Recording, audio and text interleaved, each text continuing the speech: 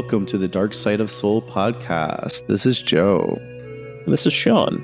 And returning is Ron. This is Ron. Ron Chang has returned. We're going to talk about, this is our second episode about Squid Game 2.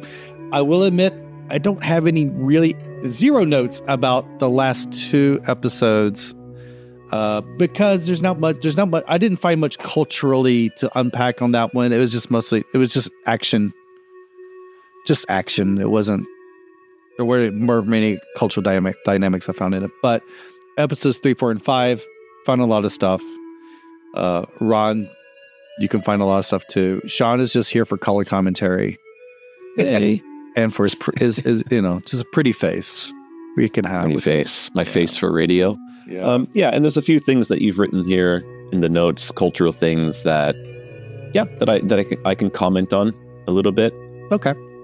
I've not added to the notes. I've just put my name next to it, so you can stuff that I can maybe comment on. Yeah. We're going to start with episode 3 called 001, which people have said, "Ooh, that was such a twist." I'm like, really? That was very predictable twist. Which we'll talk about. It's at the end. It's at the end. The boat. I just caught the name of the boat. It literally is. It's called Paradise. It's written in Hangul. Paradise. We're finally in the games now. I want to point out there is a shaman, a Mudang character in there. They start bringing her up. And I think, Shawn, you can point out too that Mudang tend to have a really negative stereotype in Korean media. Would you agree with that? I do, but at the same time, I always push back against the idea that it's new or it's modern. The Mudang, and is it a woman? Yes, is it a female? Woman. Okay, yes. So it is a Mudang. Men are not. Men are the paksa, the different term, and so even the term Mudang is kind of observed as being derogatory. Mm-hmm. Maybe not exactly derogatory, but there will be. It's almost a term that's just now accepted. But Manshin was somewhat of a better term. But that doesn't seem to be as common anymore. Even the Mudang themselves would just refer to themselves as Mudang, and the men will say paksa. Mm-hmm. But the general view of the Mushik Shinang, that religion, or Mugyo, different using different Hanja, Mugyo, not meaning you're religious, but Mugyo, the religion of the Mudang, has been under fire in Korea for centuries. Since the Goryeo dynasty at least, which is even farther back to pre-unified Korea, and when Buddhism really started to take over, first in the northern kingdoms and then swept down through Shilla and whatnot. They started to kind of get pushed out. Now, the Buddhism itself, we talked about this before, the Buddhism itself really absorbed the shamanism. And so you can observe shamanic traditions in Buddhist temples in Korea, especially up in the mountains. But I mean, we've known, Goryeo was a big time. Pointing out, you could see this on hand if you go to the Seoul Hike, seoulhike.com, and Shawn will take you to these places. That's right. And it's mentioned briefly in the Dark Side of Soul comic as well, in the first one. But I mean, so there was a poet in the 12th century, Lee Gyu-byo, who wrote about how he hated the shamans in his town, and he was really happy when the magistrates outlawed them. He was happy that he wouldn't hear their music and their chants, their strange chants and goings on in his home. And this was in the 12th century. So this is this is Goryeo. So this is still a Buddhist society that did not like the shamans. So yes, stereotyped, viewed maybe in an unfortunate way. This is really in the media again now because it's popping up now how a lot of like Yoon Suk-yeol used the president that's being impeached at this time of recording.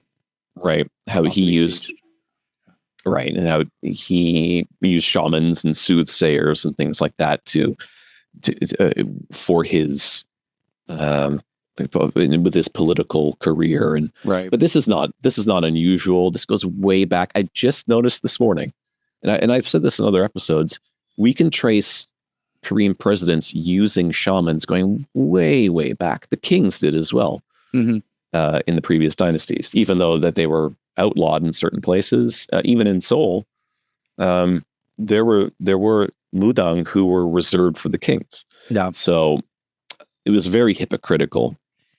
And so anyway, the whole idea is that them being stereotyped is true, but it's just not anything new. It's just the same old, same old. It's a shame because it's the only belief system in Korea that is born in actually Korea. Yeah. But had there been an interest in shamanism, like internationally or in Korea in recent years, for maybe the producers to cast a Mudang character? I mean, Well, it's an archetype. The first time I mean of course, Pamyo. The movie Pamyo from last year really increased interest in it, even though, that movie, I mean, the thing that they do, the Pamyo, the actual exhuming of graves and stuff, which I was talking about in my cemetery tour the last couple of years, it's brought up in the film. It's actually, that's the title of the movie, Exhuming. Or the silly English title is Exhuma. But yeah, so that really kind of popularized it recently. And I have a feeling that maybe that's why they injected, like, I don't know this character because I haven't seen it. Yeah, she's very stereotyped. She wears heavy eye makeup. She's middle-aged. She talks with a lot of mysteriousness. They made her really creepy. Yeah, but there was so the film Pamyo really made it popular globally, but it was also popularized in The Wailing, the movie Goksang in 2016, and that's a paksa, a male shaman. But you can see it in Korean film going way back. Shamans play a very significant role in the movie Suddenly in Dark Night, 1980, and then there's a great Korean movie called The Shaman's Story from the 70s that's fantastic, and it's about a shaman who pushes back against the growth of Christianity in her village. Yeah. So it's very, very, very, very well done. Do you remember? I think in season 1 there was an extremely religious Christian person in season 1. Am I correct, or am I thinking of another show? Don't remember. Okay. I was thinking maybe they were just playing with the religion angle again, because she does looks like she's starting to form a cult towards the end of the season. And there was so there was another show recently, another K-drama that allegedly featured a shaman. I didn't see it. I remember reading about it, and apparently that was really strongly stereotyped and whatnot. And so I don't know what show that is. Some of our listeners might know what. But if you want to know more, we have a whole episode where we interview a Mudang.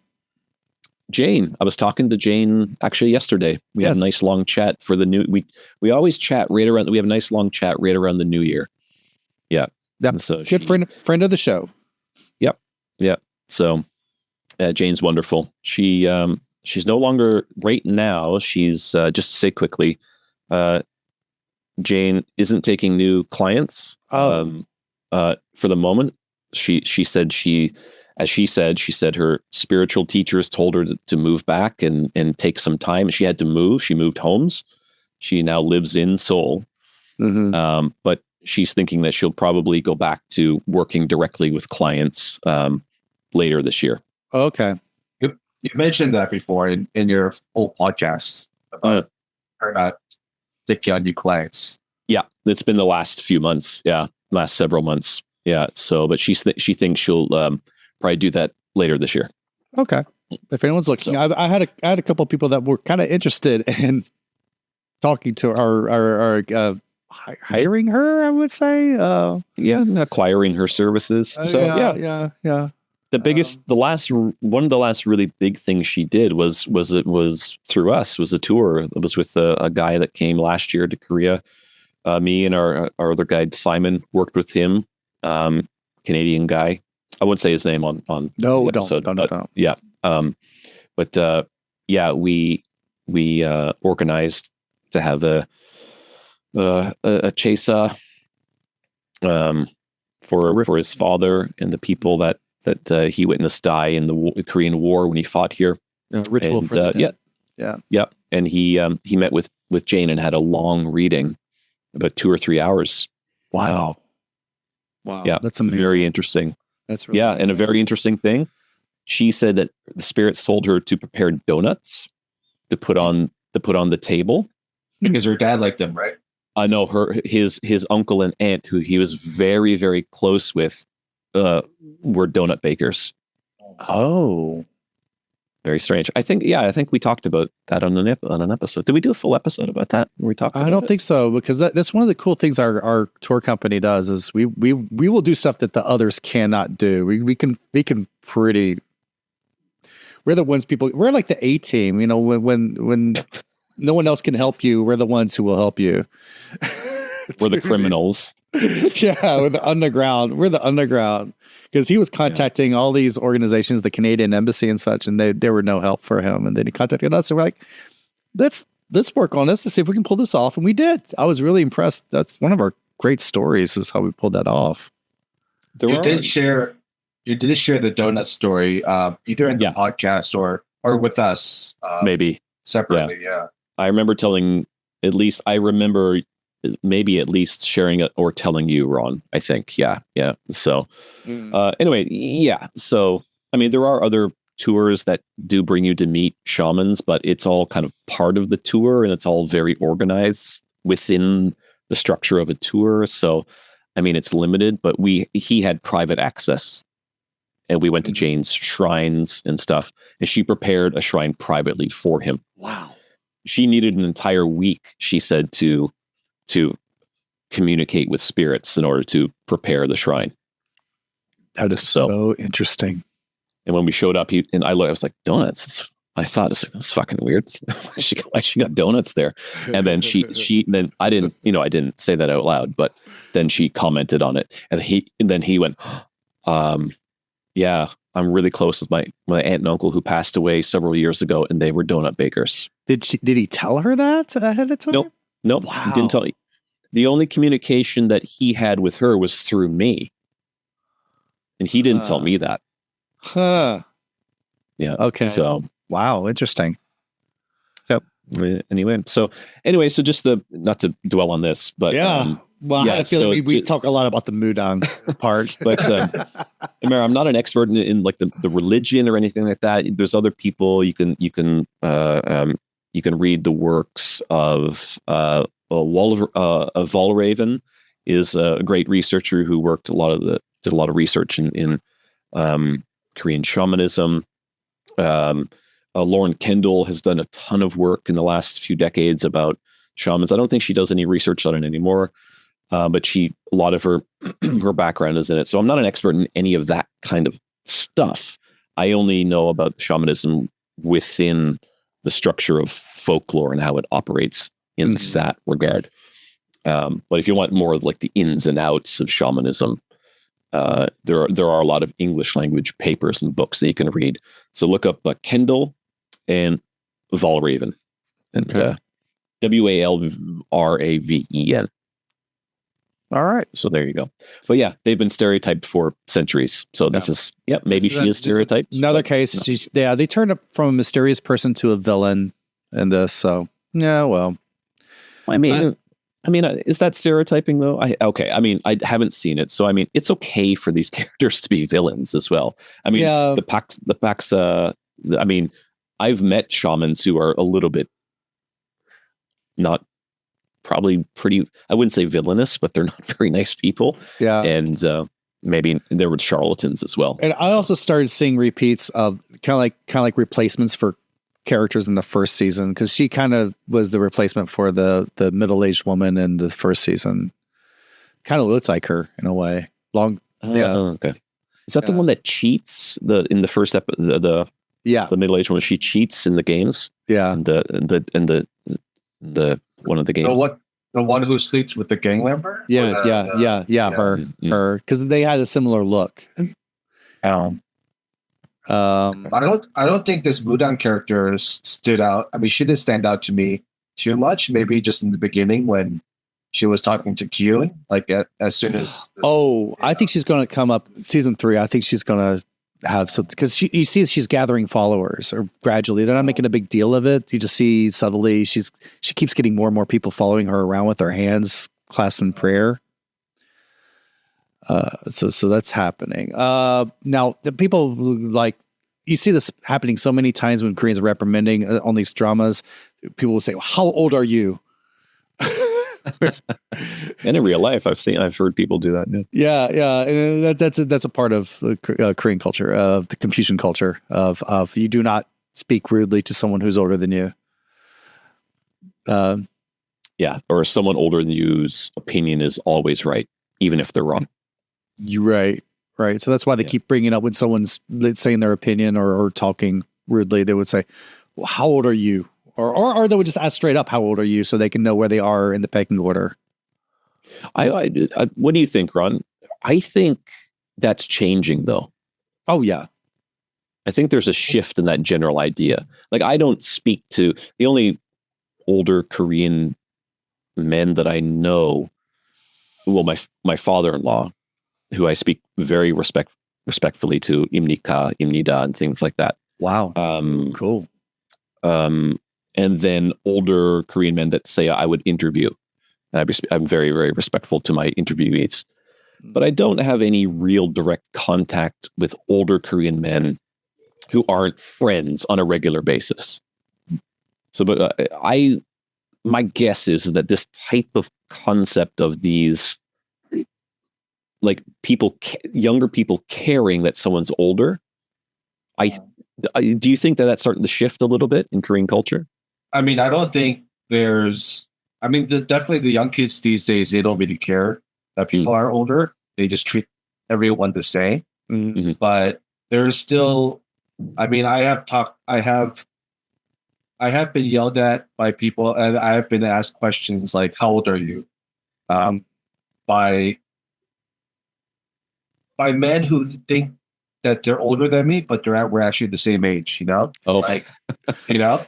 Yeah. Because like someone would cut me off or something, and then they would, and then we would get into an argument, and then they would say, "Oh, Cecilia," and I'm like, "I'm 45," and then he's like, "Oh, I'm 35 or something, or I'm 40, Yeah.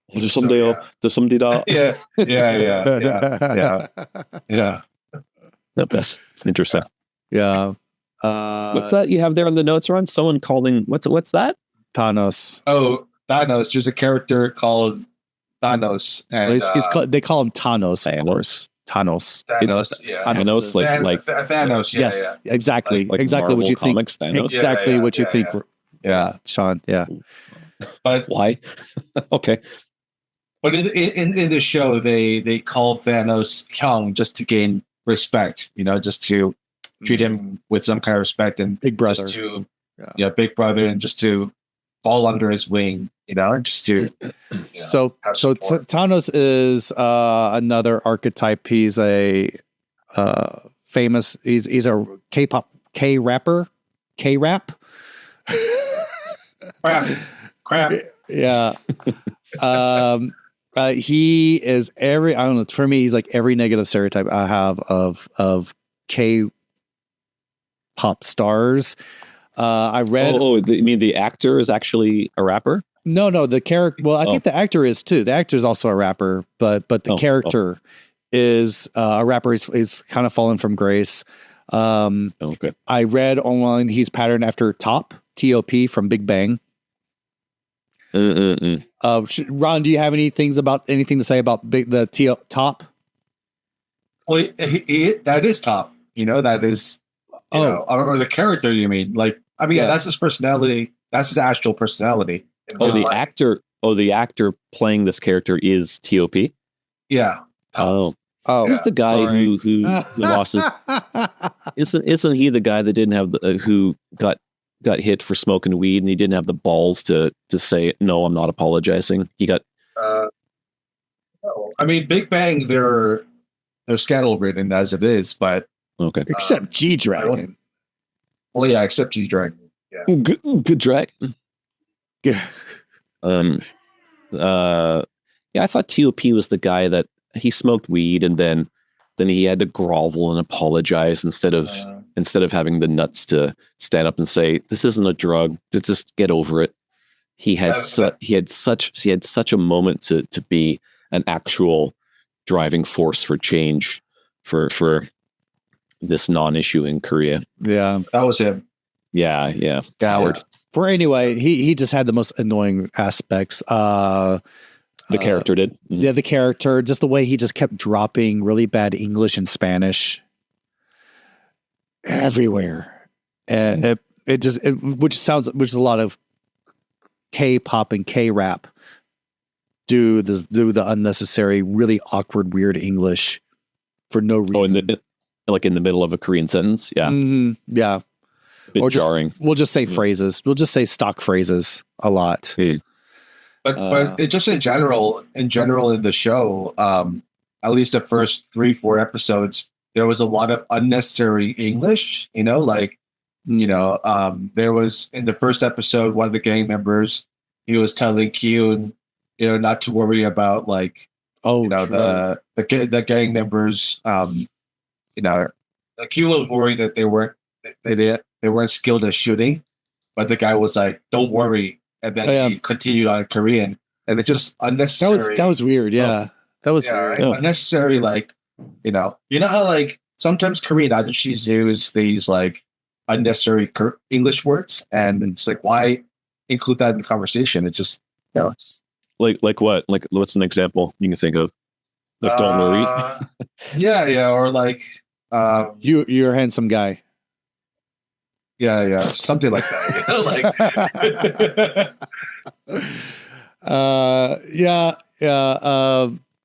I just found him really. I mean, his name's Thanos. He has pattern after. He has purple hair. So, and in each one of his fingernails is painted like one of the Infinity Stones.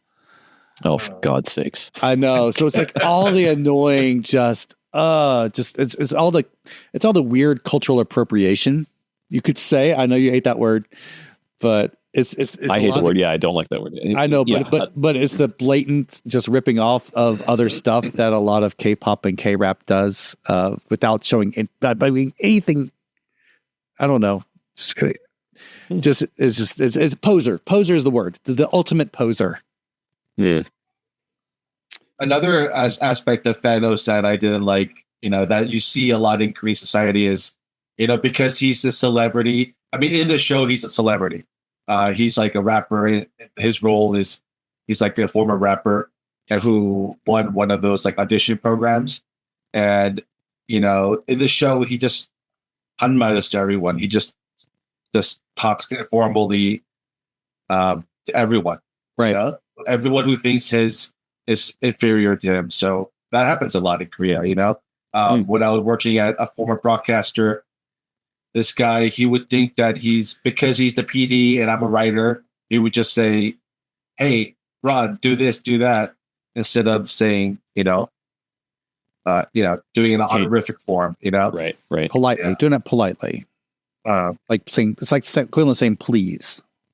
Not being a dick about it. Yeah, just not being a dick. Yeah, when people talk, it's really, the longer I live here, the more, anytime someone speaks like that to me, it makes me cringe.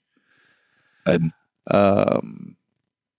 also, I was going to say something other weird about Thanos I just didn't like. But anyway, I feel like they used more English this time around because of the global audience. I mean, maybe, but it felt forced. The English felt forced. Yeah. Well, if they're doing it because of the English audience, then it's absolutely forced. Yeah. And if you saw our interview with one of the actors from Squid Game from first season on the Seoul podcast, which you can find on YouTube, actually, you saw in the behind the scenes, the director, even though he's good, I mean, good Korean director, but still has a lot of weird ideas about global audiences and how English should be spoken, which is why the VIPs in season 1 really came off as very stilted acting, because that's the Korean idea of how English speaking acting should be. Because Daniel Kennedy said in there that no, they actually shot some scenes with the acting was actually really good, but that didn't make those were left on the cutting room floor. It's the awkward English scenes that the director wanted that stayed in the show. See, it's weird because I mean, there are actors like Pacino and De Niro and Nicholson who are revered in Korea. They love these actors. They're and they Judi Dench, like all these are really, really famous actors in Korea. They know how the acting is. I mean, they even hold Shakespeare plays in Korean. Yep. Yeah. So they know. So it's weird to have this view of how the English acting should be. Right. It is like whenever there's almost like a token foreigner in the movies or in the shows, they're always awful, and they might be great actors, but they're directed to be shit. Right. That is really true. Strange. And so season 1 was geared towards a Korean audience, so they were trying to do ESL English. So it's more about enunciating clearly than being natural. But that's what subtitles are for. Didn't Bong Joon-ho, there wasn't this whole thing about if you can get over that 1 inch which was a silly thing. I think most people in the world are okay looking at subtitles, but I mean, he was accentuating, he was pointing that out specifically. Subtitles are there for a reason. Let people act. It's just strange. Oh, strange. What was that? Oh gosh, now I knew the name. Now just Blake told me when I was about to talk about it. What was that movie about the genetically enhanced cow? Okja. The pig. It's a pig. Yeah, pig. Yeah. Most all the English in there is so stilted. Yeah, I didn't like that movie at all, actually. You had great actors that just gave their worst performances because... that's a Bong Joon-ho movie. Yeah. The irony of his comment. Yeah. Yeah, it's strange. One of the unnecessary English points, I mean, I guess this was because, to tell the story, but Ki-eun calls his daughter in the U.S., and when she answers the phone, she says, "Hello, are you there?" Yeah. And it's very. And it's like it sounded like a Korean Air flight attendant. Yeah, that type of English, that type of pronunciation they do. Hello, are you there? Overpronounce the R's. Yeah, and then she speaks Korean after that. So, I mean, it's to tell the story that she's in the U.S. and she's been in the U.S. for 3 years, and so she must have picked up some English, and now her pronunciation is pretty bad still, So I mean, unnecessary English like that, it's like, why? Like, it was very much like but it did have that kind of Korean Air flight attendant. The other point about Thanos is they made a big deal about him saying, "Have you ever gotten high?" Because in Korea, drugs are very verboten. Oh wait! So that was the T.O.P. character, right? And he did get high. Yeah.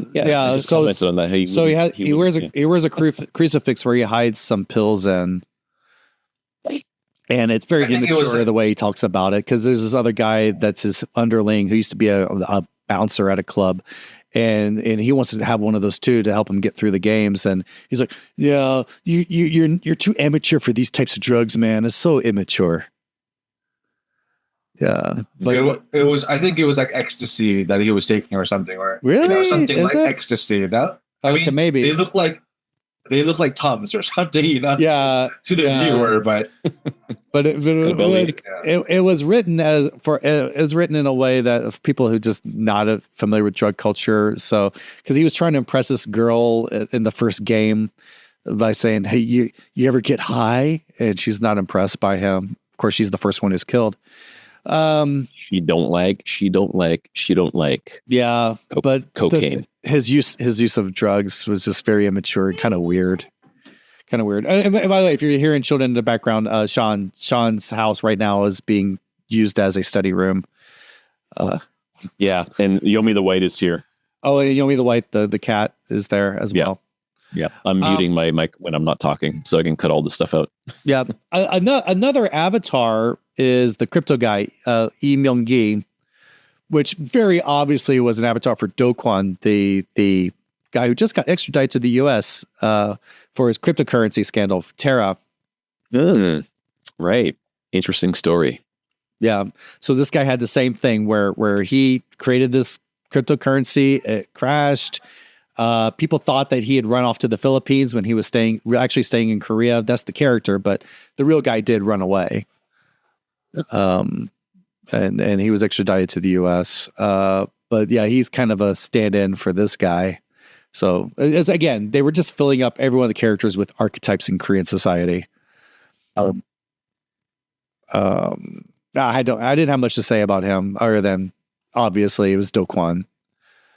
And then they had a transgender character, which actually I like the character, but it does tend to be sometimes into one class they had one too. Just sometimes it feels like, is this character here as part of the story, or is it shoehorned in to make a point?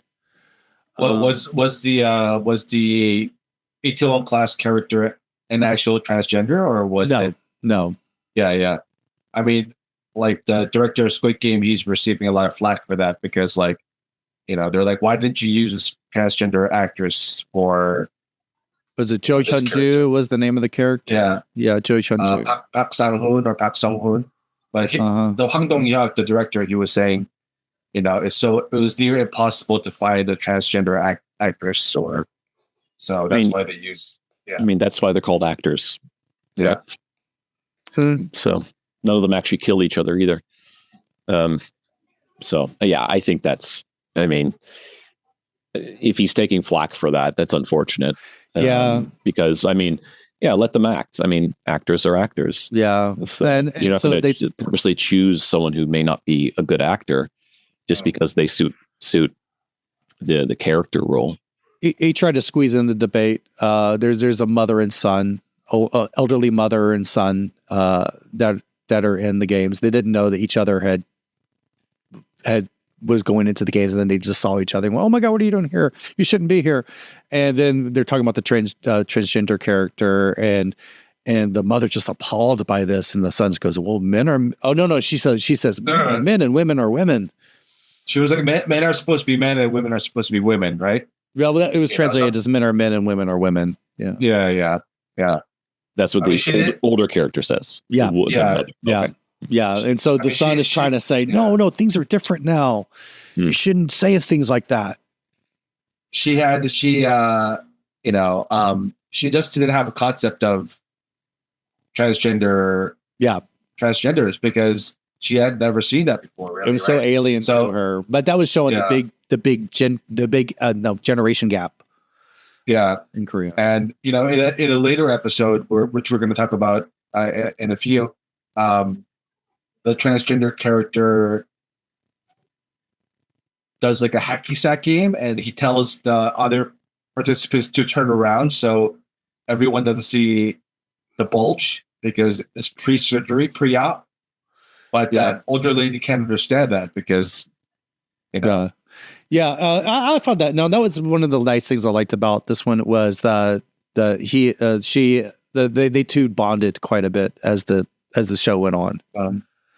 The old lady and the transgender character bonded. Okay, so the big twist of episode 3, frontman disguises himself as a player as 001. So exactly the same number as the guy who disguised himself as a player in the first season.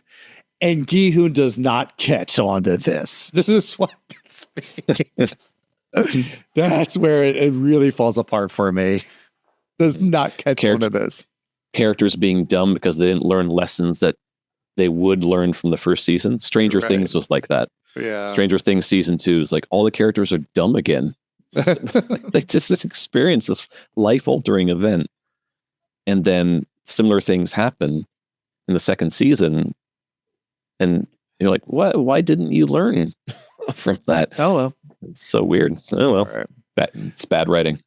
Well, let's move on to episode 4, entitled Six Legs. They feed everyone with the traditional doshirak. Some call it bento, but that's a Japanese word.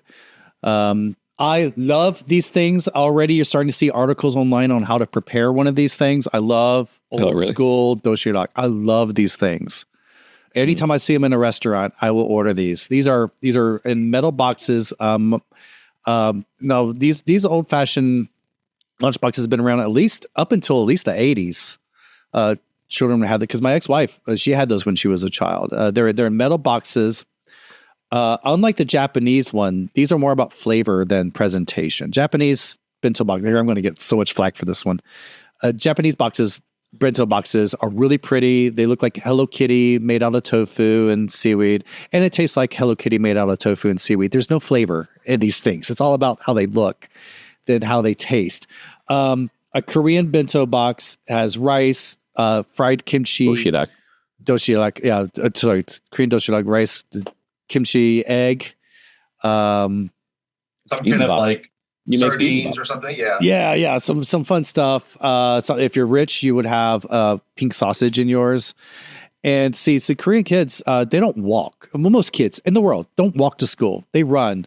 So by the time they open up their lunchbox, it's all mixed up and nasty looking, but it tastes so good. So if you order one of these in a restaurant, the thing to do is you shake them. You shake it all together, which they don't do on the show. I wish they did do that on the show. I knew Sorry, go ahead. Right. No. That's the difference between the bento boxes and the toshirak, because the bento boxes they all have little compartments, maybe like 6 or 5 compartments, but the toshirak is just one big pan. Yeah, and I love that. You shake it up. Yeah. Sorry, it's this big difference between the Korean and Japanese aesthetic. Is the Japanese aesthetic seems to be more about how things look, and the Korean aesthetic is more about how things are, how things taste. So, no, I was just going to say quick, I never really heard much about the idea of running to school mixes the doshirak up. Oh, really? No, I heard more like when I was looking into the culture of doshirak years ago, and most of the men who were the same age as me, so they had it elementary school in the 80s, but also middle school in the 90s. Oh. And then by high school, they generally didn't have them anymore. Like my wife never had them. I really want one right now. My wife only had them in elementary school. She didn't have it from middle school up. She never had them. But the guys I interviewed in countryside, like in Paju area, they had them up until middle school. And they said the whole point for them was that they'd all sit down at lunchtime in their classrooms. Everyone would take out their doshirak, and then they'd all count together and then shake them. And that's cool too. Fun. It was very communal, very communal type of thing. Yeah. So, and they're great. I love that. For me, when I was in elementary school, when I was living in the States, my mom would pack me a small toshirak box inside my American lunchbox, and then with like a juice box and a banana. Right? Okay, so cool. Tell us what lunchbox did you have? No, it was rice. It was. Oh no, I mean, did you get like a GI Joe lunchbox? Maybe like a Transformers lunchbox. Yes, I had a feeling you did. Yeah. Good man. Good man. Mine was in. I had an Empire Strikes Back and a Pac-Man. I think back then it was in the lunch in the toshirak. It was rice, seaweed, maybe some like kongjang, which is like the soy sauce beans, and maybe some spam on special days. Yum. But most of those lunch boxes didn't have meat in it. I would say for Korean, only like the wealthier families would pack those pink spam or the pink ham. Yeah, I love them. Yeah. Okay. So my information came from my ex-wife, and that's how she when they were. I mean, it's regional. It's regional how they would have used them and eaten them. Yeah. Yeah. But I love it. Whenever you can go get one. Ron, you said there's the rest that you talk about the Bunchik place in Dunyamun Museum Village. They have that. Yeah, you could find it there. Yeah. Yeah, you can find it's pretty good too. The restaurant's called the Hakyo Ap Bunchik. That's the name. Hakyo Ap in front of the school. The Bunchik in front of the school. Yeah. And if you noticed the Squid Game when they served the Bushilak, they gave everyone a spork instead of because all you have to do is just mix it up and eat it like a bibimbap, right? Yeah, exactly. Chopsticks. Yeah. You spoon it out. Yeah. So actually, in the Korean military, they give you sporks because you only have 5 minutes to eat. So if you use chopsticks, that just takes too much time. So scoop everything up with a spork. Yeah. The Korean way is much more efficient. I think use a spoon. Okay, I pointed out something about the people pulling military rank, but Ron, you contradicted me on this one. I like this. This is why I'm glad you're rolling. Which pulling rank did you? Many times people just keep saying, I'm above you, or you're below me. I'm below you, and they would say this. You're talking to your officer this way, things like that. And I mean, there was a lot of they're not currently in the military, but they kept acting like they were still in the military. Well, I mean, that's mostly for the Marines that were in the show. The Kyun's friend and that other guy, the young guy who was in the Marines. Oh yeah. Even if you're not active duty, they for their entire lives they always pull rank. Yeah. But not even related to the military, but there was a lot of I don't know if you remember that scene where it was Thanos and then his little crew and they are all asking their age, and then you can speak to me politely, or you have to speak to me politely or informally. I don't know if you remember that scene. But vaguely, there's a lot of that. There's a lot about you're not speaking to me at the way you should in the hierarchy. There's a lot of that going on. Yeah. Also, a lot of people saying "shipal," 18. Yeah, because that's the most a lot. No, but okay. I've only pointed this out for people who are new to Korean. Now you know that word. You're going to hear that so much in Korean dramas all the time. And they're saying that a lot in this one. Well, I mean, it's the most powerful Korean swear word, right? Yeah, I'm not saying it's unusual. I'm just pointing it out so people can notice it next time they hear. They don't have to, because they'll translate it as something else. But when you hear, I don't know if you know, but there are varying degrees of that word. Mm-hmm. Tell us about it, Ron. You can say, she bought it in a way that you're excited for something, or you could say it in a tone that's rude. You can say it in a tone that's you're excited. You can say it in a tone that's you're happy. So it's it's a Korean equivalent of the word dude.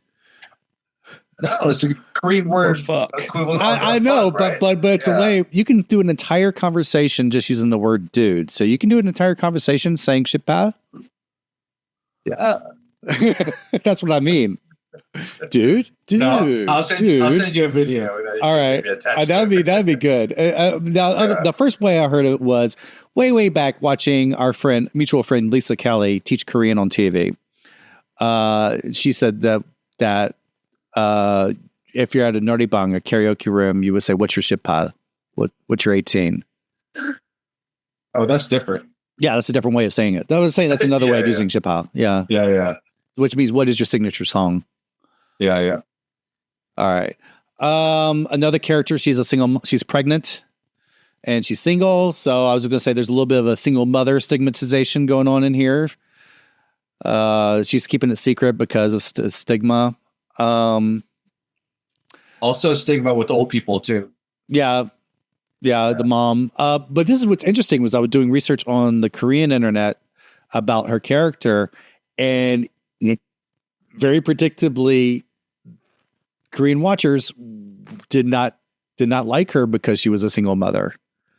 They thought she was a bad person, and that she was being irresponsible by going into the games as a single mother, or that if she shouldn't be in so much debt, she shouldn't have a child. Oh, that's what it was. If she was in so much debt, why did she get pregnant? That's the Korean internet is saying. It's ridiculous.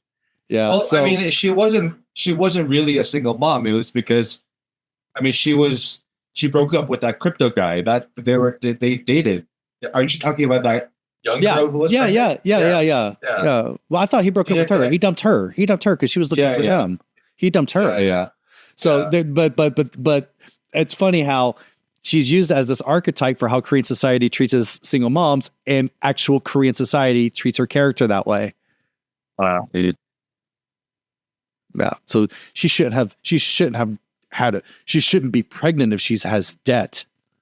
Well, dude, the crypto guy shouldn't be a dad if he has so much debt. He should have worn a condom.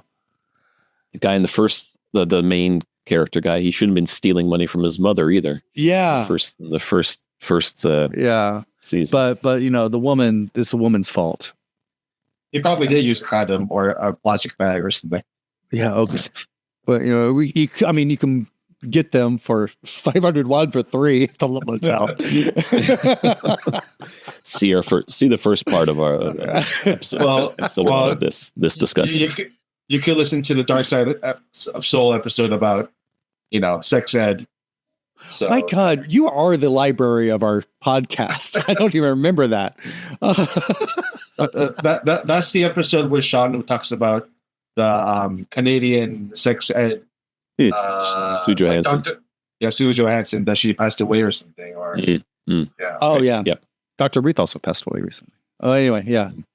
Sue was great. I used to watch her when I first moved to Korea, and they played her at the bars on the TVs. Really? Yeah. It was kind of fun. I was like, this is so surreal. I'm in Korea. I'm eating styrofoam crunchies, drinking bland, watered down beer, and watching a sex therapist. Canadian sex therapist. in a bar. I liked it. Good memories.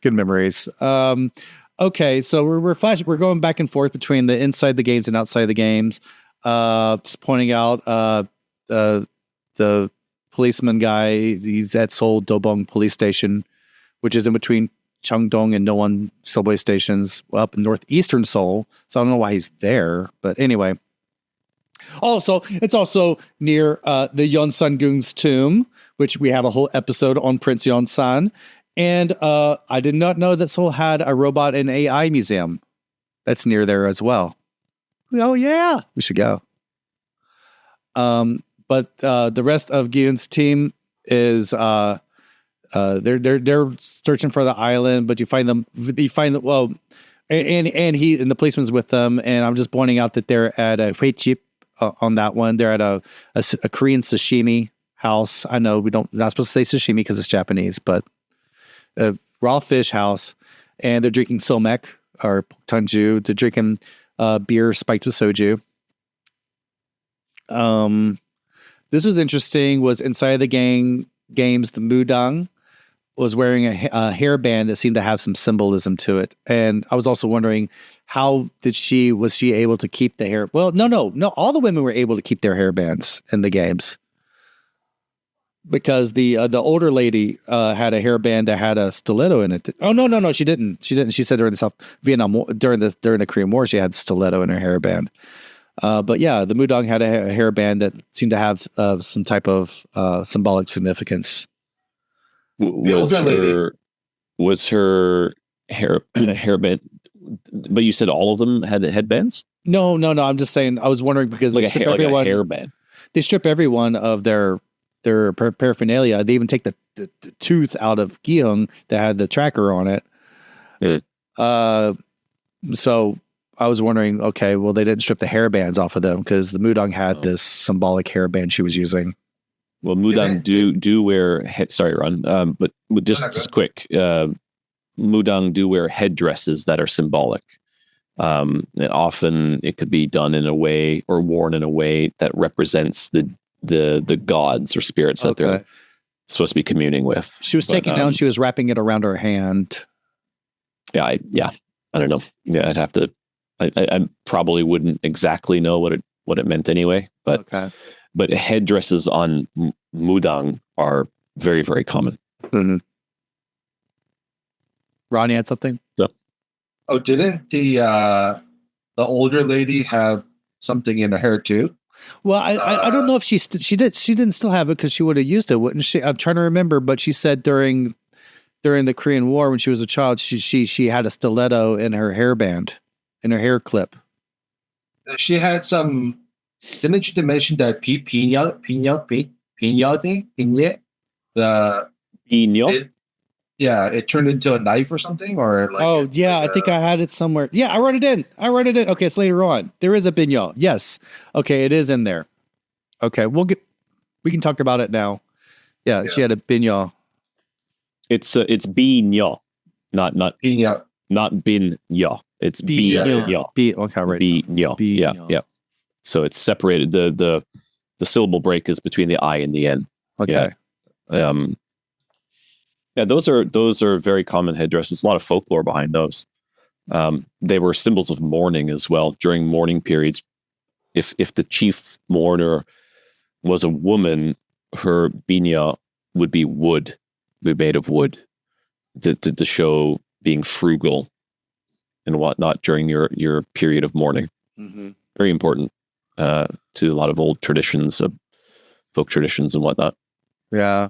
Then we could start going into more games. This is the one where we did like they had to do 5 different games while going around a track within 5 minutes. Wasn't that, how many, was it 5 minutes? Anyway, within a very short amount of time. Ron, would you mind telling us about these games? I mean, there were 5 games. You're right, 5 minutes. Dakji Chigi, that's the same game as what the Dachi guy played, which is Pog, red and blue. Isn't it Pog outside of Korea? We play Pog as a similar rules, right? I don't know. I've never played that game outside Korea. Like little bottle caps that you slam down to flip over other bottle caps. Yeah. The only game that I'm not familiar with in this list is Piece of Chigi. I guess it's knocking down like little wooden like a wooden piece. I don't.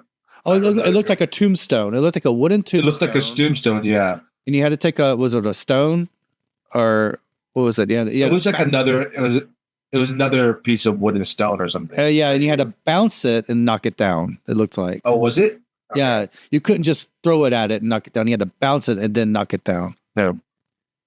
The other one was Pegi Chigi, which is like a top, like rolling a top. Right. Chegi Chagi, which is like with a string, yeah. Chegi Chagi, which is like hacky sack. Similar to a hacky sack. Super fun. Yeah. And they can't do it all. Yeah. Kongi Nori is probably the most common among these games. I mean, that I played as a kid. Yeah. Yes. The little jacks, like jacks. Yeah, jacks. Those little plastic things full of little marbles. Yeah. My wife loves that. She probably still has a set somewhere. I love that. I mean, I remember when I was a teacher and kids would bring that and they'd be playing it all the time. My mom says she played a lot of popular. That. Yeah. I wonder if that's still popular. So, well, it was popular 20 years ago when I was a teacher. But I remember like my first few years here, I was sending Korean care packages for Christmas, and I would send a few of those down to my nieces and nephews. I'll ask my wife's students. There are a bunch of them are here now. You could just stick your head out now and ask, "Hey, do you guys still play?" Go get kids. I think they were played mostly during the 80s, and then in the 90s, instead of buying them, you could find them in those like coin operated gumball machines. In Korea, they would have the kongi in those plastic containers in those coin operated gumball machines. Well, didn't the old lady wasn't that her game? Yeah. So she was playing it during the Korean War. Yeah, I mean, my mom played it a lot. She said when she was younger, but you got to be really flexible with that, and you got to take your time. You know, can't be rushed. Yeah. Also, Thanos, was it Thanos that did this? They brought up the Ishin quote. I'm not sure. I don't remember that quote. He said it to his underling. This is when they were doing one of the games. Yeah. It was that game. Could you read it? Could you read it, Fran? I could read it, but it would sound better from you. Do you have? 죽고자 하면 살 것이요, 살고자 하면 죽을 것이다. Yes. Those seeking life shall crack, those seeking death shall live. And I think I linked on I think I'm gonna have a link on the notes to a YouTube clip of a Korean drama with Ishin Shin saying that. No, there's a lot of military references in the second season. So the Marines, while they don't like to admit it, the Marines in Korea is part of the Navy. So the Marines is not a separate military branch. And so the Navy, Ishin Shin is like known as the father of the Korean Navy. Right. So, Ishin Shin, we cover in our Fall of Joseon episodes about the Imjin Wars. Yeah. He's the most revered military commander in Korean history. Yeah, and I've heard that quote a lot. I've mostly seen it translated, though, as those seeking life shall die, those seeking death shall live. That makes more sense to me, but this was how it was translated in the subtitles. So that I'm keeping to the subtitles for everyone's sake. I think, yeah, fair enough. They're probably going for a more literal translation. Yeah, but it's more poetic with the way you said it, because that made more sense to me as well. Well, it's just, it's 살got, right? So 살got, I mean, that's life, right? So, yeah, I don't know. I think translating as those seeking life shall crack. I don't know, what do you think, Ron? I don't think that's a very good translation. It should be those seeking life shall. Yeah. More accurate old Bushansen. Yeah. But this is a speech that Ishin Shin said to his soldiers before the Battle of Myeongyang. But he's actually quoting Sun Tzu from the Art of War. That's right. He didn't. It's not his quote. Yeah. It was a strategic quote that probably everyone in the East would have known at that time. All major commanders, admirals, they very likely would have known it. Yeah, and it means to sacrifice yourself for the greater good. Yeah. Or you'll find glory in death. Okay, and also by the time of the game, people are starting to tell each other their real names. So we need to point that out about Korean society as well. Is most people know each other by their titles, not by their given names. So that's significant that people told each other the real names. Even at my former company, you wouldn't know someone's name. You would just know them by team leader or manager name, or you wouldn't.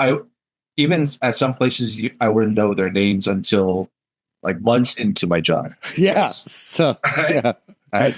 So that's like, as I'm sure for a Western audience, they'll be like, why didn't they know each other's names? How come they did? What were they calling each other before?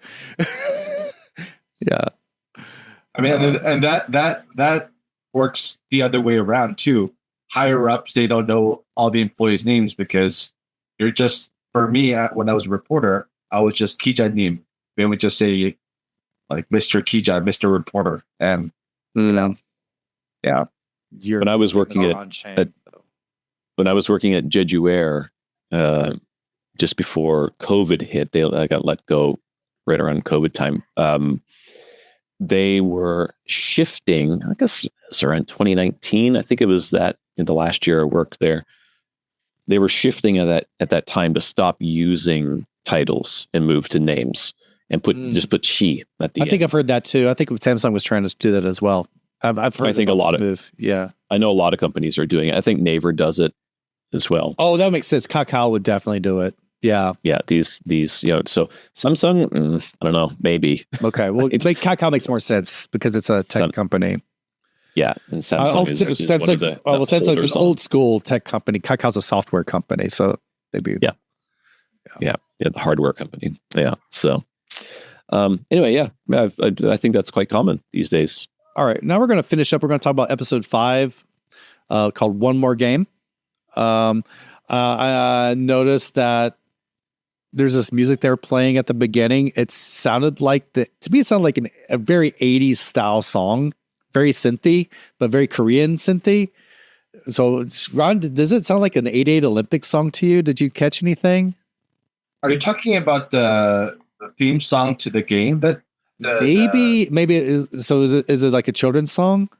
It's a children's song. It's like one of the popular children's songs. Yeah. Okay, because it's very synthy. Yeah. Very 80s synthy. It's a children's song. Yeah. Yeah. Okay. Yeah. Okay. Because it sounds a lot like when I watch old Korean news pieces about the 88 Olympics, it's similar music to that. Was it the one where the stage is rotating? Yes. Is it that song? Yeah, that one. That's a Korean. Okay. Yeah. Maybe we can play it for should we play it for the audience or no? So take us off. Yeah. Oh yeah. We might get a strike. Yeah. Copyright strike. Yeah.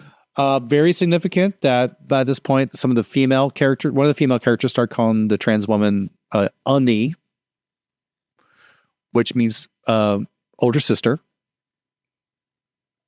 So the younger female character calls the trans woman Ani. Right. So the younger, okay, right.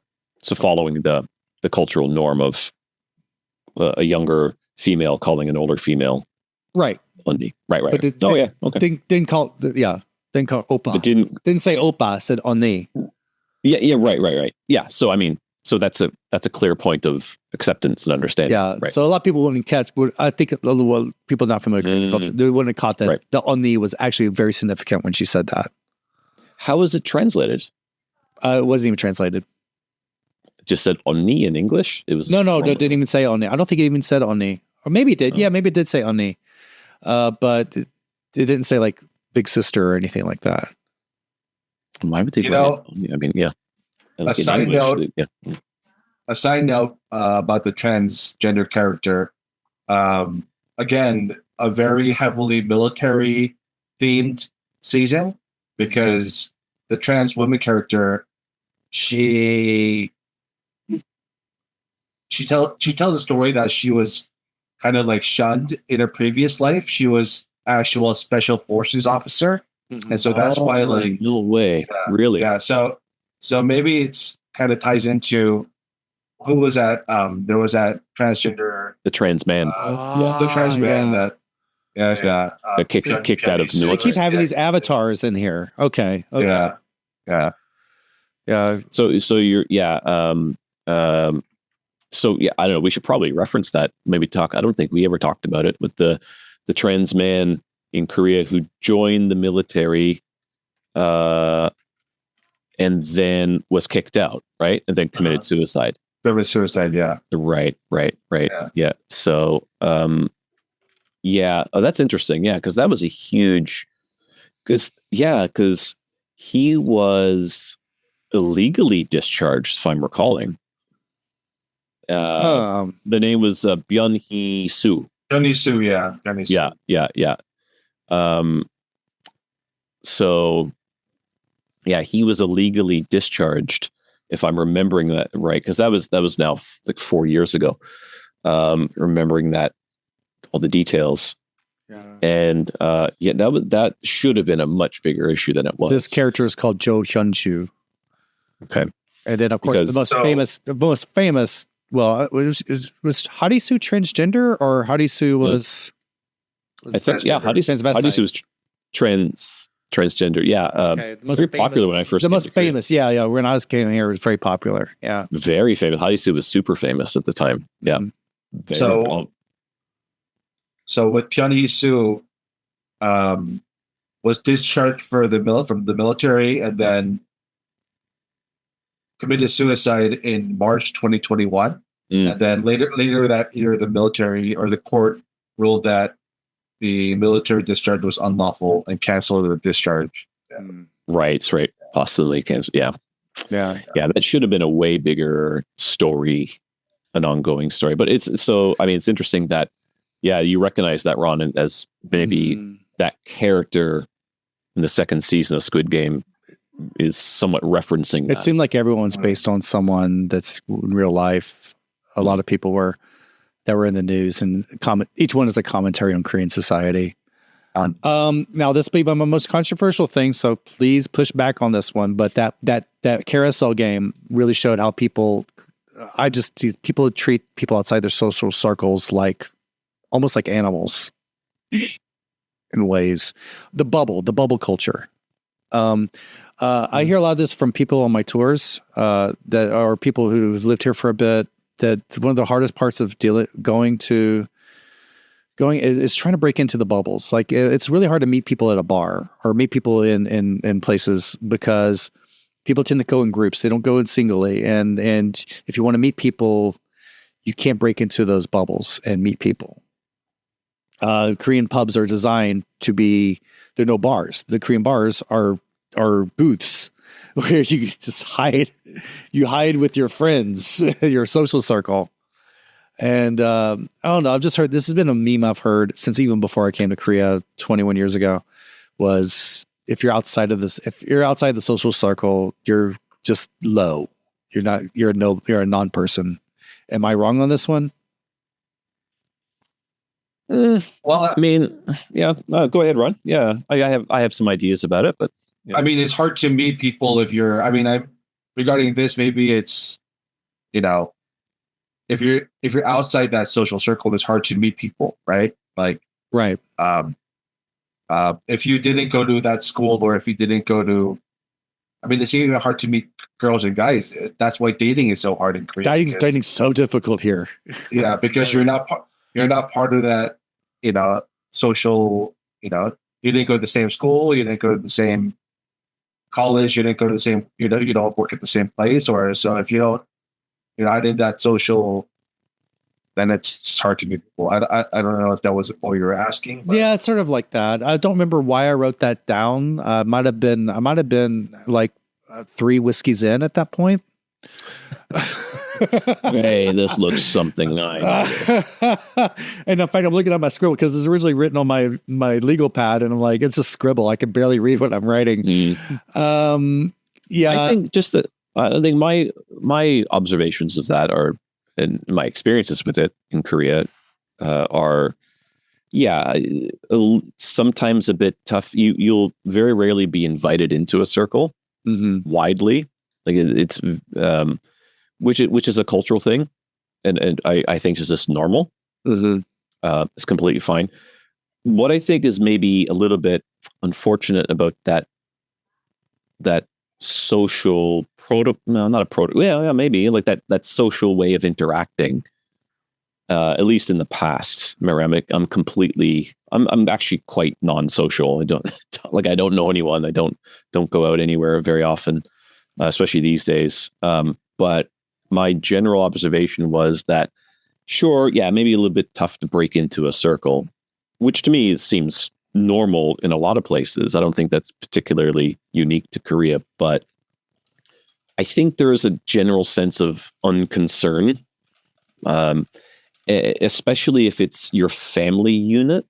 Family units will tear other people apart if they can get higher standing, like in tests, schools, things like that. I think there's a lot of negative thoughts of other people if they are outside of your circle and they're in your way competitively. Yes. A lot of the push and shove culture, a lot in the subways and the buses, which is faded away. I would say a lot. Well, I mean more serious than that. I'm talking about like actually actively trying to prohibit somebody from advancing above someone within your circle. And I mean within your, like, especially if it's a family unit. Yeah, and it's pointed out a lot in Korean dramas. I remember The Extraordinary Attorney Woo. There's this one judge who keeps asking each lawyer what school they graduated from so he can find a connection with them. Oh. Yeah. It's brought up a lot. Well, I found that interesting with this game. This game actually was kind of fun if there was no death involved. It was like musical chairs. So everyone goes around this carousel, and then in each one of these rooms, there are all these set rooms, and the announcer would say how many people were supposed to be in each room. So everyone had to come up with if they said 3, everyone had to go into each room as a group of 3 and lock the door. And those who were left out got shot. But it sounded like a really fun game. Other than that. Okay, I've read this in there. Someone said something about Kim Byung-hun. Just people didn't know. Former professional baseball player, pitcher for the Arizona Diamondbacks and Boston Red Sox. Just they drop these names on here. They just don't tell you why, but why would they? So I was just pointing that one out. They talk about the older man said he was in the Vietnam War. The CEO guy, another very stereotypically dislikable character. Just pointing out that South Korea did fight alongside the U.S. in Vietnam, which is Ron pointed out. Squid Game 2 is being boycotted in Vietnam because of this. Oh, interesting. Yeah. Wow, I didn't know that. That's interesting. Yeah, because Vietnam is still waiting for their apology. Yeah, I mean, the Korea Times just released some article about that. Saying it goes against their laws or something that goes against their film laws, so they're boycotting. Oh, it does? So the Vietnam War is not allowed to be talked about in Korean film and media? I don't know the exact what it was, but let me see. It's because Korea's never apologized for being involved in the war? Involved in the massacres, really. Yeah. The major massacres that they were involved in 1968. Because we've talked about it a few times. Yeah, I think we did an episode where we really focused on it, but I can't remember what the. Well, I do want to do an episode or two focusing on Vietnam parts of Korea, Vietnam War parts of Korean history. Right. Yeah, and it's the irony of Korea always wanting Japan and to apologize for things when it won't apologize for its atrocities. In Vietnam, yeah. Because it's easier. It's easier to be, if that soul is your moral purity. You apologize. Yeah. I'm pretty sure the episode we did where we talked about the massacre, the Phong Mi massacre, I think it was, in February 1968. Was linked to one of our episodes about ghosts, because there are stories of people saying they've seen the ghosts of Korean soldiers. Yes, we talked about that. So, but I want to do an actual episode exploring this. It's a big one it's a tough one to do. That's why I haven't gotten around to that one. So the controversy with this one was in Squid Game, there was a dialogue about one of the characters saying, "Oh, my dad served in Vietnam, and he wasn't." And then one of the other characters responded, "Oh, he must have been an honorable man."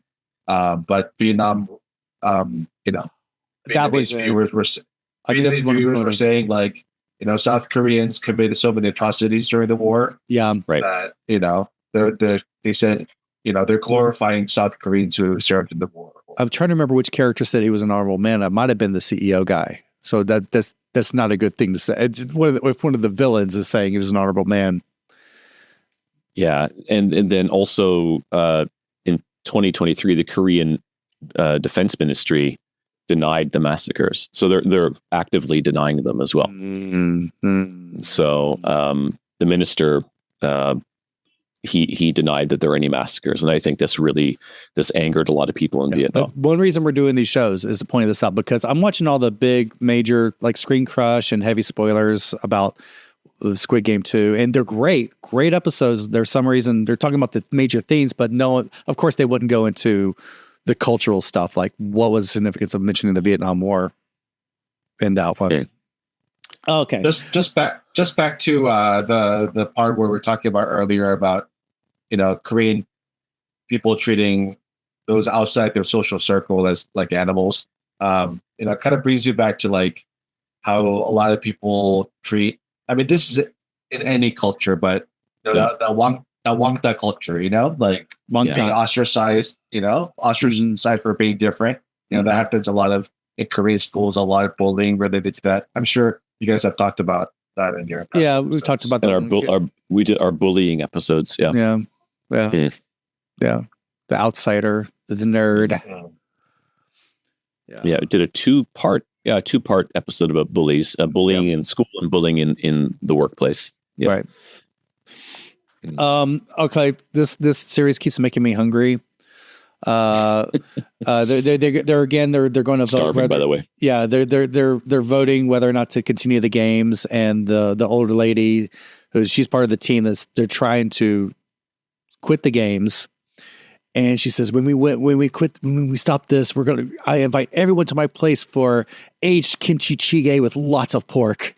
And I'm like, I'd play the games just for that. Oh yes, I want that.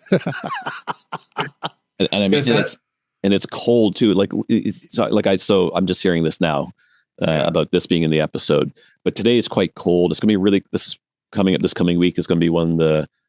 January is always really cold in Korea. There's always 1 or 2 weeks of pretty bitter, blustery, cold weather.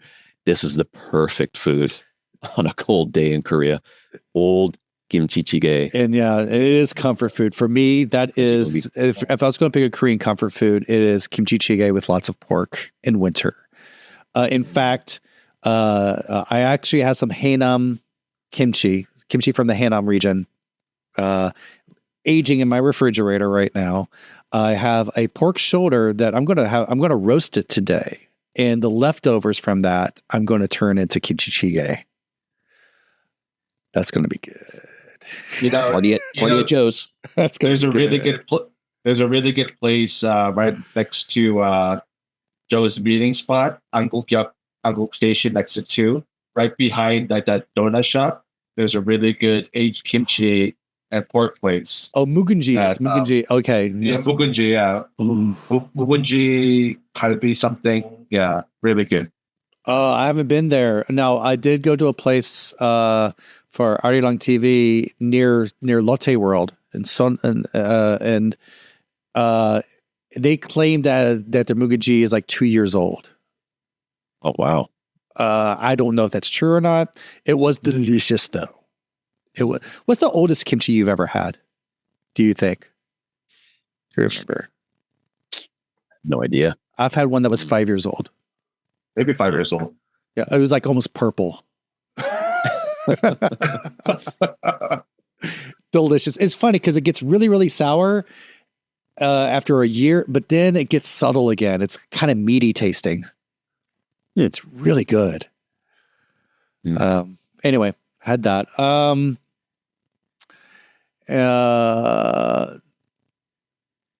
Okay. I was reading your Ron. Bongcheon-dong and Chilim. Okay, so a lot of them live near each other. Chilim-dong and Bongcheon-dong. I used to live in Chilim-dong, and which were considered poor sections of town, especially when I lived there, and places where serial killers tend to be. Still low income. Lot of Koshi ones in that area, right? Norangjin there are, which is near there. Yes. Yeah. Southwestern Seoul, south of the river. So it's technically Gangnam, but it's not Gangnam. It's Seoulgang. Definitely not Gangnam. It's geographically Gangnam, but it's not Gangnam. Right, exactly. So contrast on that, but they've been trying to put in these really nice department stores, and last time I went to Chilim-dong, it had really gotten ritzier. I've been wanting to go back there because of Sundae Town. They're known for their sundae, their blood sausage, that's pan fried with lots of ingredients and spicy gochujang. I want to go back there. I haven't been there since 2005. 20 years. Oh my God. I want to go back there. We should do a trip there. I miss it. We should do a tour there. Yeah, I don't know if people would bite on that one, but yeah, I do like it. We should do like maybe a restaurant buzz supper club, which we might revive. We'll go there.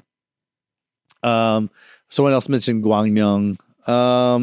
These are places that are considered a bit run down, even though they're close to Seoul. Ron, you point out they're Seoul National University, which was brought up a lot in Squid Game 1.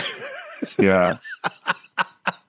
That's where the lawyer was. Did he go to SNU Law School? Gi-hun's friend that's in there. It's all he went to SNU. He went to Seoul. And I'm reading your notes, Ron. You need to pipe in when your notes are on. Reading your notes for you. A lot of prostitution in that area, actually.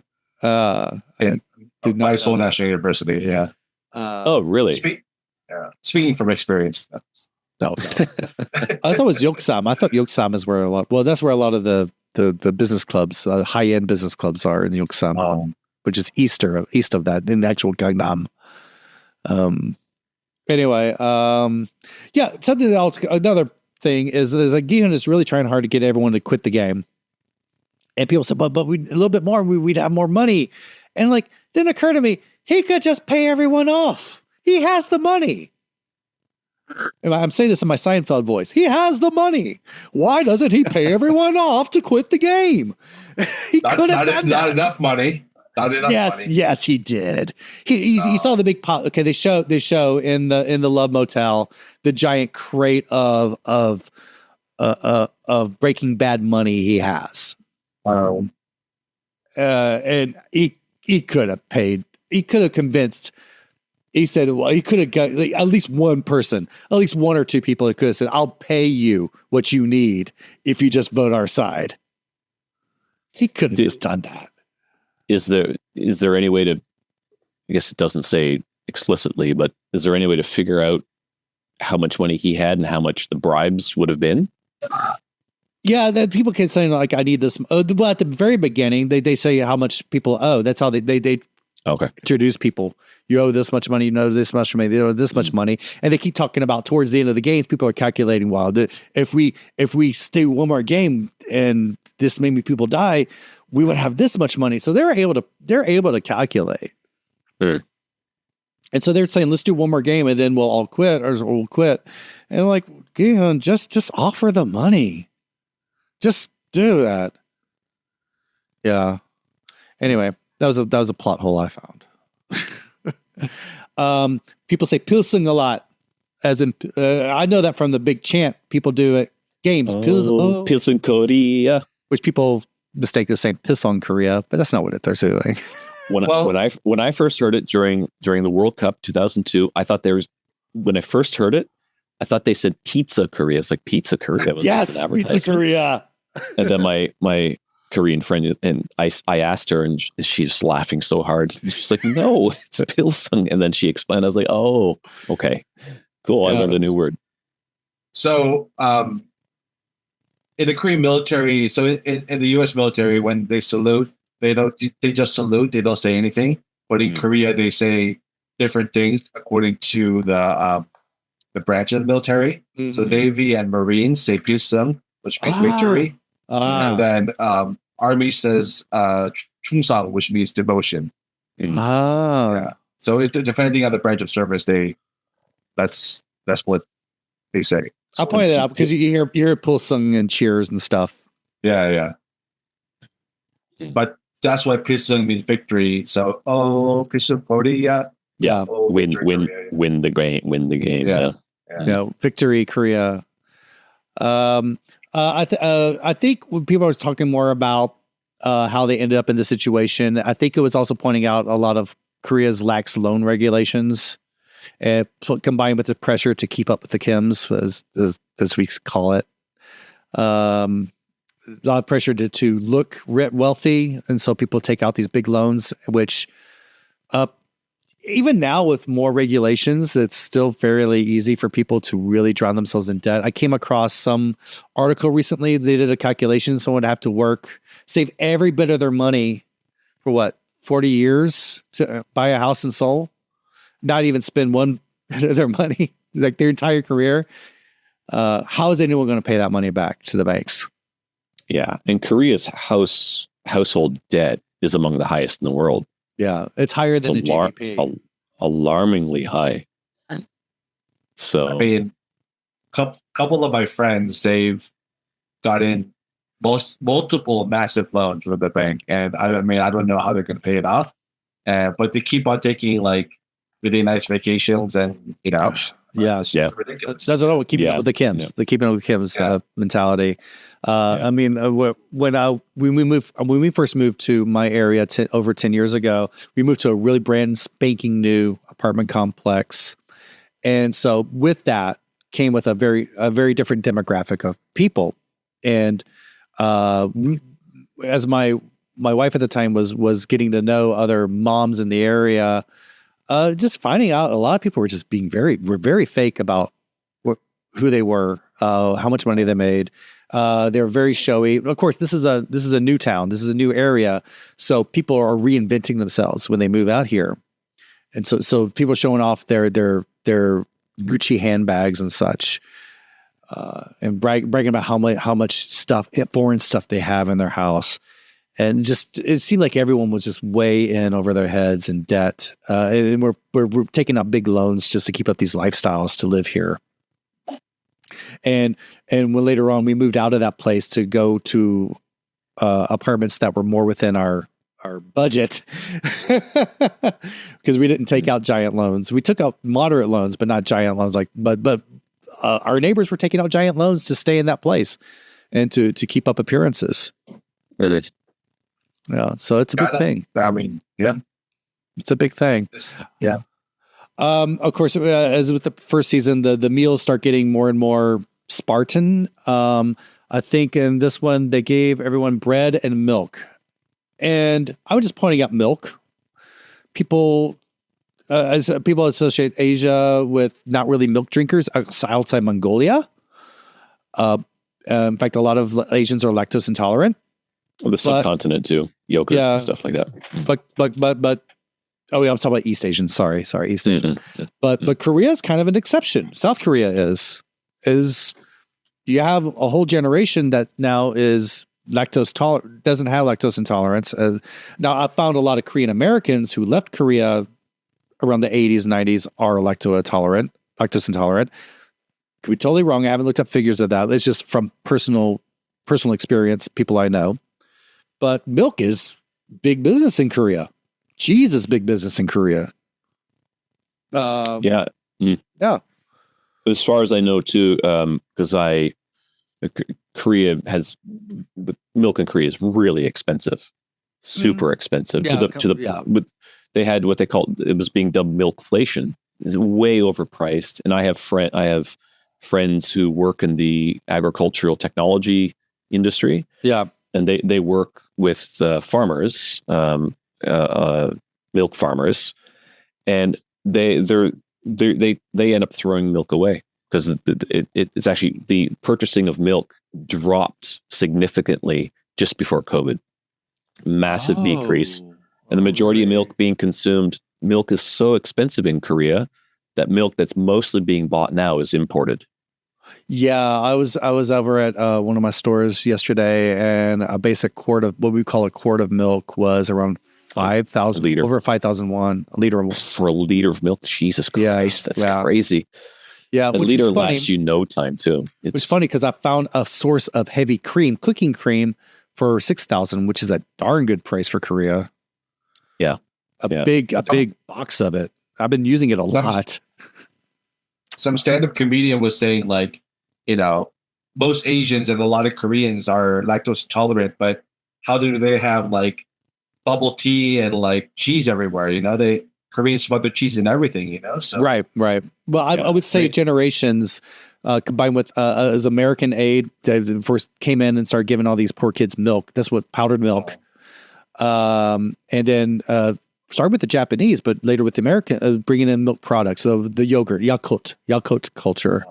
Yeah. So, and then does that actually have milk Einstein cheese? Einstein cheese, processed cheese that says "baby Einstein cheese" to make your kids smart. Did you see the really ridiculous adverts for that? The little kid eats like a slice of the cheese and he turns into Einstein. His face is all white.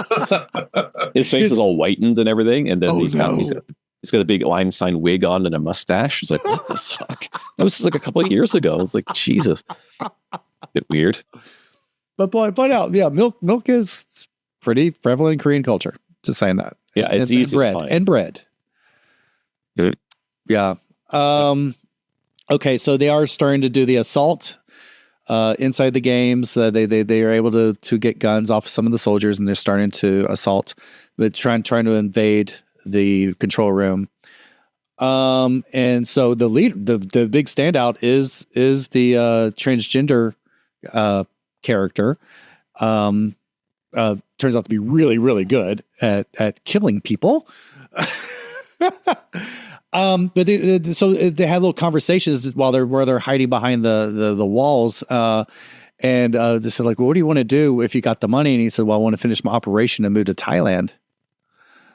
And one of the guys, what? And the other guy said, oh yeah, the transgender women in Thailand are hotter and more beautiful than most women.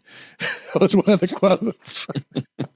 I'm like, yeah, I do agree. Yeah, but yeah, it's pointing out the Korean, the transgender community and well, in ladyboys, Thailand is not considered. It's a long-standing tradition.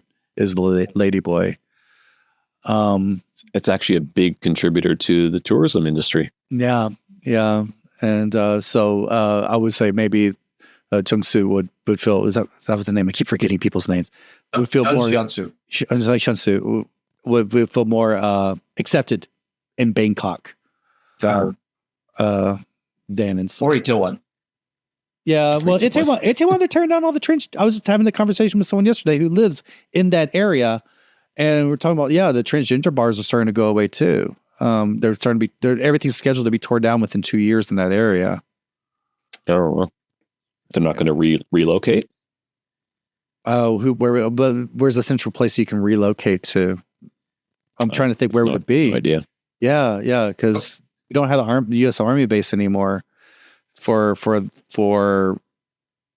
was formerly Hooker Hill. Yeah, Pyeongtaek. Yeah, go to Pyeongtaek. Yeah. Go down to Pyeongtaek. Yeah, that's where they will go to. So it will no longer be in Seoul. Interesting. Yeah, the person I was talking to lives in a place where she's going to have to move out in 2 years because they're tearing it all down. Okay. This is something about in this game, in this part. Someone's talking about Thanos forgetting the lyrics in the audition show finale. I was just pointing out there was a big saturation of audition shows in Korea.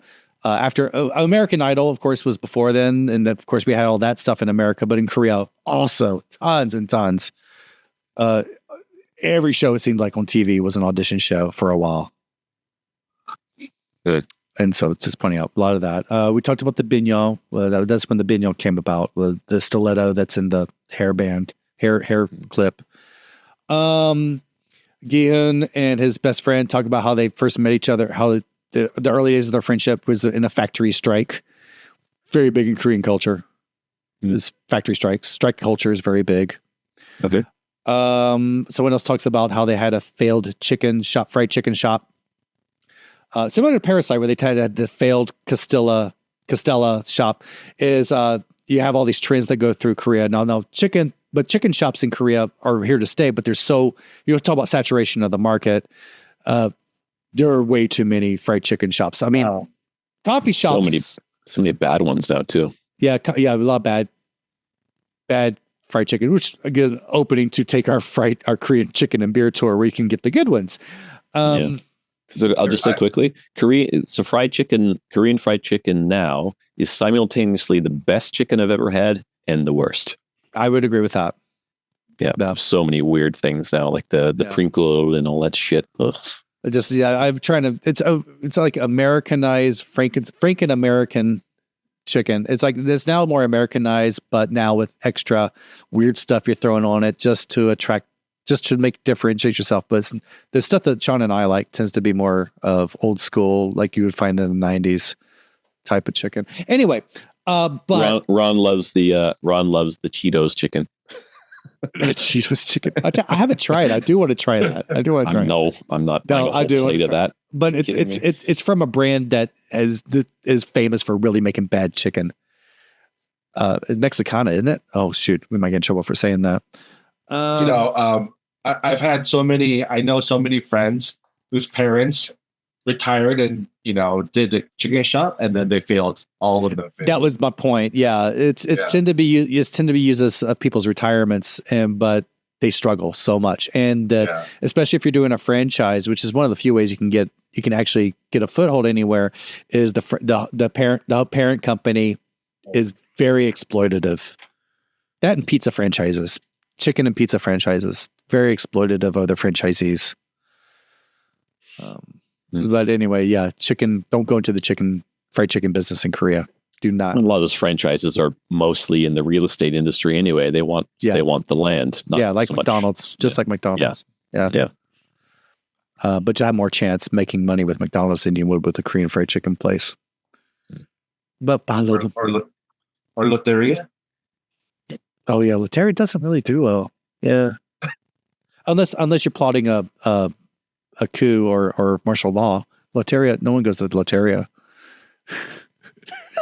You go to Loteria after your tours. Sometimes if I'm really hungry. I've gone down most of the Loteria menu, so I actually know what's edible at Loteria.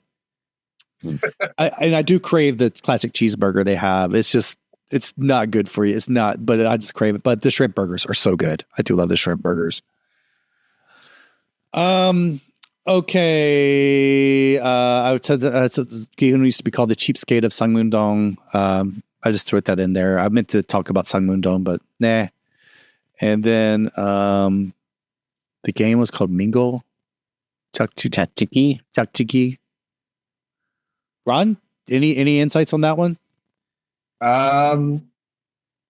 Didn't really play that in when I was a kid. Okay. I mean, in the US, I feel like there are similar games where the music will play, and then when it stops, you would just have to huddle in groups of like 3 or something. It would call out a number. Oh, okay. And the person that's Okay. And the last note I have is one of the significant players had the number 246. I thought it was a reference to Les Miserables 24601. Jean Valjean. Wasn't it the guy that the father of the girl with the blood disease? That's what it was. He was the Jean Valjean character because he has the sick girl. The adopted Cosette. Got it. Yeah, definite. Because Les Mis, I want to bring it up. Les Mis got really big in Korea especially when the movie came out. But the Koreans really loved Les Miserables. I think because it is pretty much point on point the 1919 independence struggle. Same plot. It's plot. Same plot. It's revolutionaries that use the death of a leader as a strike point to start the revolution that end up being suppressed. Good. There was a news story a couple of years ago where this guy like stole some bread to like support his family, and then they labeled him Chang Chang. Oh, we're laughing at someone's poverty. Okay. This is a good way to end the show. Let's end it here. That's what we're laughing at. Yeah, let's end it here. I think we went through more. If you found any other cultural references, or if you have any questions especially for us, especially Ron. Ron's really good at this stuff, especially the military stuff and kids game stuff. Please go to our go on our website, darksideofsoul.com, or our Facebook, Instagram, Dark Side of Soul, and we have YouTube channel. I'm going to post this on YouTube right away, by the way, guys. If you didn't know, we're going to post this on YouTube. So just post anything. Tell us if you have any corrections for us. I'm always open to corrections because I don't know crap. I'll point out. That's why I'm here. That's why Ron's here. Ron knows everything. In fact, he's the one we credited with. He knew about the martial law thing before it even hit the news.